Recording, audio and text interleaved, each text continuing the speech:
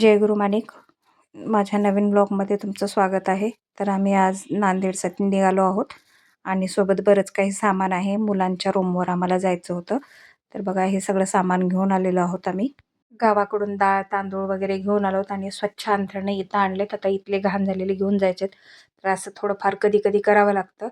तर मी सगळं सामान नीट करून त्याला बोरिक ॲसिड लावून ठेवते, कारण लेकरांना होत नाही एवढं करणं. यानंतर सामान वगैरे सगळं त्यांना भरून दिलं आणि ऋतू घर वगैरे आवरत होती. आणि आज कपडे मीच धुवून दिलेले आहेत, कारण स्वच्छ राहावं म्हणून. बाई वगैरे आहे धुण्याला, पण आपण एकदा केलेलं बरं राहते. तर आज त्यांना आमच्या हातचं खायचं होतं, म्हणून स्वयंपाकाची तयारी चालू होती. राधा इकडं स्वयंपाक करत होती, त्यासोबत ही ग्रेव्ही करत होती, कारण कडधान्य वगैरे आम्ही घेऊन आलो होतो.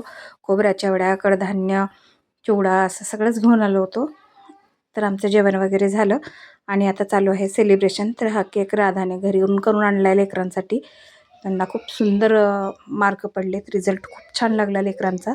तर तेही सेलिब्रेशन होईल आणि सगळं सामानही घेऊन येणं होईल, म्हणून आज आम्ही निघालो होतो. तर यानंतर ऋतू सगळ्याला केक वगैरे खाऊ घालत होती. तर छानसं असं सेलिब्रेशन करून मग आम्ही चहा वगैरे घेऊन निघणार होतो इथून, कारण बराचसा उशीर झाला होता. तर सगळ्यांचं केक काही खाणं होतच नव्हतं. सुंदर केक झाला होता, पहिल्या प्रयत्नात जमला होता केक सुंदर. तर यानंतर चहा वगैरे घेऊन आम्ही निघालोत आणि रस्त्यामध्ये माणिक प्रभूसाठी खूप सुंदर हार दिसला. तर मोह काही आवरला नाही, मग हार घेतला आणि आलो घरी. तर असा होता आजचा ब्लॉग. आवडला असेल तर लाईक करा.